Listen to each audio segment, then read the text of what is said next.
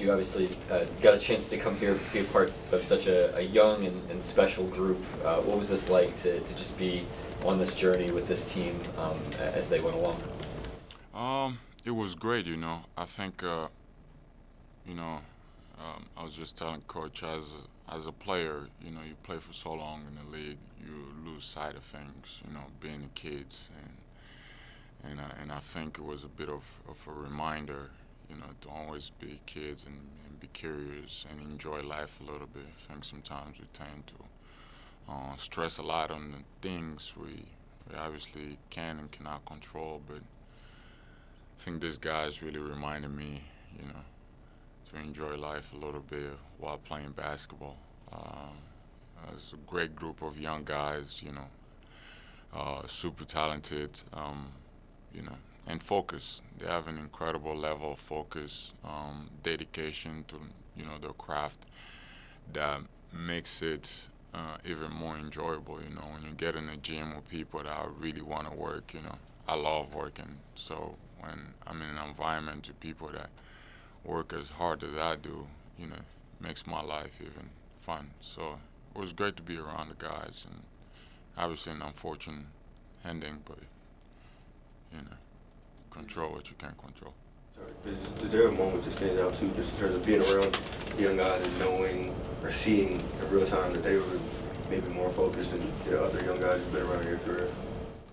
I think obviously going to the first series, you could kind of see that the commitments, the level of focus. I think Shai was, you know, kind of having a newborn in the mix of all that, and decided to still make himself available. You know, that shows the amount of maturity and understanding of responsibilities that he carries for the team. So, but overall, you know, I think for a season that, you know, they were able to put together, you know, at this young age, it says a lot about their character.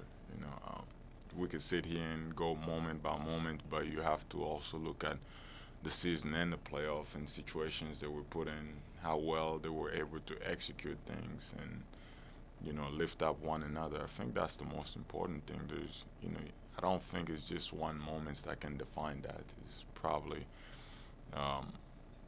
you know, to kind of to sum up everything, the whole season and how things unfold. But, you know, it doesn't feel well. It doesn't sit well where everybody, you know, is right now. But you got to take this moment and, you know, go get better and come back this year, next year, and do it better. I'm just curious, what is this on the table with you? Because I think Mike brought us something similar. I've not opened it. It was handed to me by coach. So probably summer program. You know, things we need to improve and how we can get better. But again, at the same time, you know, it just speaks about the organization. You know. You've been in the league a while, and you've been to different teams. Outside looking in, did you think that this young group would be that way, that committed to, you know, because sometimes people associate youth with immaturity. What did you think when you first got here, that you were getting into? I mean, just from watching them and competing against them, I knew they were mature enough. You know, when you kind of observe the beginning of the season, everybody have a starting point, you know, and by December, some deviate from it, and some stay on track. And by All-Star break, some has given up, and some have, you know, the vision and the passion. And I think the maturity level of each and every one of them in the locker room helps the coach to coach them, helps the front office to keep hiding these pieces. I think that's one of the reasons why, you know, some of us will hide it after the All-Star break. But at the same time, the beauty of the journey is that you gotta face up and down, although they are mature. I think we all went through the process, and we're still going through it. To be able to, you know, I think sometimes it's how quick can you turn it around, you know, and that's where you're really gonna find how mature, you know, people are. Challenges bring something out of you, you know, and I think this either gonna make each and every person, which I believe it will make them or break them, and it's, you know, obviously you're sad now and you got to deal with it. But also having great success, I think your biggest challenge is your last success, you know. So if they could, and we can all go into summertime saying, you know, we know what happened and this is how we can fix it, and now we gotta go and get better and come back next season and do it again and do it at a high level. What did you think about Chet before you got to the team, and then how did that change as you became his teammate? I mean, I think about him the same way as I become his teammate. You know, when I go into every game, there's a team that give me a scouting report, and I do my own scouting report. You know, I study players. You know, and I tend to understand players. I think Chet is a great, talented young guy that's extremely focused on getting better. I mean, he played every game this season.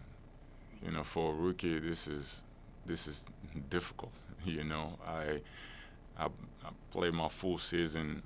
I think I was on my 5th season in the league, and my body was hurt. You know, so I can only imagine what he's going through. But at the same time, in order for you to do that, it takes commitment and sacrifice, because there's days you don't want to, you know, your body doesn't feel right. You can't get on the court, or you're dealing with injuries. But for him as a rookie to be able to be committed enough, you know, to say no matter what, I'm going to get on the floor and I'm going to compete with these guys, it says a lot about who he is. You know, I don't need to sit here and say, oh, you know, this and that. I think what he has done for himself, you know, he deserves the respect that we must give him, you know.